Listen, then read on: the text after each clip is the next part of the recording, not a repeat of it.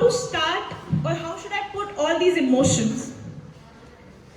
So I'm an old school romantic, and I've always been this, dreamt of these perfectly imperfect stories for me. That no matter what, people in love never quit on each other. At least movies में तो यही देखा है. तो ये हो गया perception, but normally I'm a very realistic person. बहुत straight forward रखना है, सुनो रुकना है, छोड़ के जाना है, छोड़ के चले जाओ, but बता के जाओ.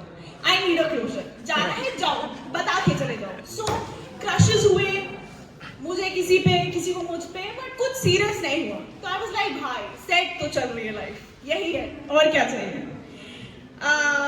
तो इससे पहले ये सब हुआ, but for the first time I fell in love. And मुझे लगा ये भी इजी होगा, but हुआ नहीं, obviously. So ये मैंने तब लिखा है जब एकदम लो फेस पे थी अपने, जॉब अच्छा नहीं था, नई जॉब लगी वो भी सेम प्लेस पे जहाँ वो इंसान था, कोई ग्रजेस नहीं है, कुछ भी नहीं है, बस दिल से लिखा है जो लिखा है. So just want to express. Thank you. So ये कॉन्वर्सेशन खुद से है. Dear Priyanka, why do you feel this void? डर लगता है सब फिर से शुरू करना पड़ेगा. डर लगता है कि कहीं वो दिख ना जाए, पर दिख भी जाए तो क्या, क्योंकि वो अब एक खट्टी मीठी याद सही तो है. समय लगेगा पर होगा तुमसे. तुमने पाया ही क्या था जो खो गया, और खो गया तो समझ लो वो तुम्हारा कभी था ही नहीं. जाने क्यों ये सब एक दशक पुरानी बात लगती है, जैसे कि कितना जी चुकी हूँ और अब जिंदगी से कुछ ज्यादा चाह सी नहीं रह गई. रोटी कपड़ा मकान का ही सपना है मेरा अब. जो लड़की रिस्क है तो इश्क है कि नारे लगाती थी, आज थोड़ा है, थोड़े की जरूरत पर आ गई है. क्या मैं पहले भी ऐसी थी या वक्त ने किया कोई हंसी सितम? ये जवानी है दीवानी, ऑफ कोर्स.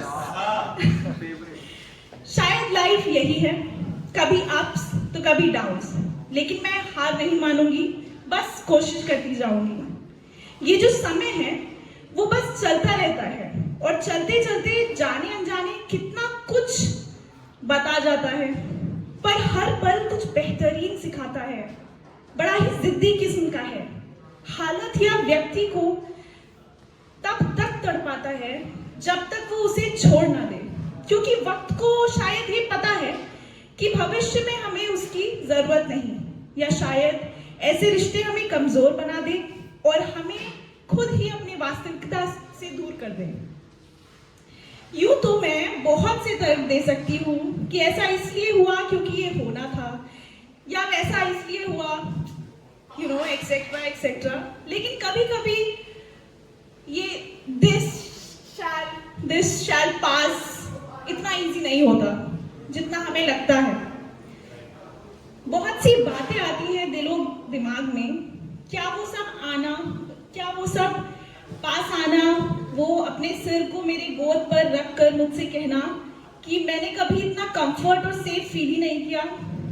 मुझे अपना सेफ प्लेस बताने से लेकर तुम्हें मैं अपना होम बना लेने तक, मेरी हर ओवर थिंकिंग से लिखा हर वो बड़ा पैराग्राफ कि एक एक लाइन का डिटेल में जवाब देना, वो क्या सब झूठ था? मैं नहीं मानती. हमारे इस रिश्ते का सारांश बस इतना सा था कि पहली बार प्यार हुआ था हम दोनों को.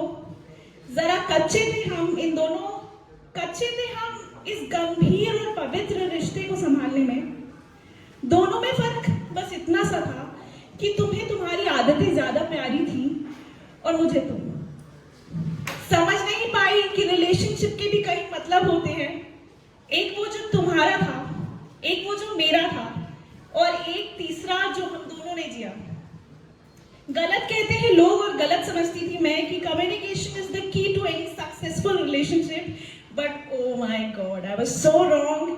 कॉम्प्रिहेंशन इज, क्योंकि बात को सुनना, फिर समझना, और सबसे जरूरी सही तरह से समझना, यानी जैसी की तैसी समझना, और फिर उस पर अमल करना ही सही मायने में समझ है. शायद लोग इसका भी कई मतलब निकाल चुके हैं। जो भी है सही है। आशा है कि मैं इससे कुछ सीख लूं और फिर से वो एक वॉइड भर पाऊं जो किसी के जाने से अपने आप बन जाता है। तो तब तक के लिए हंसते रहो। Thank you everyone.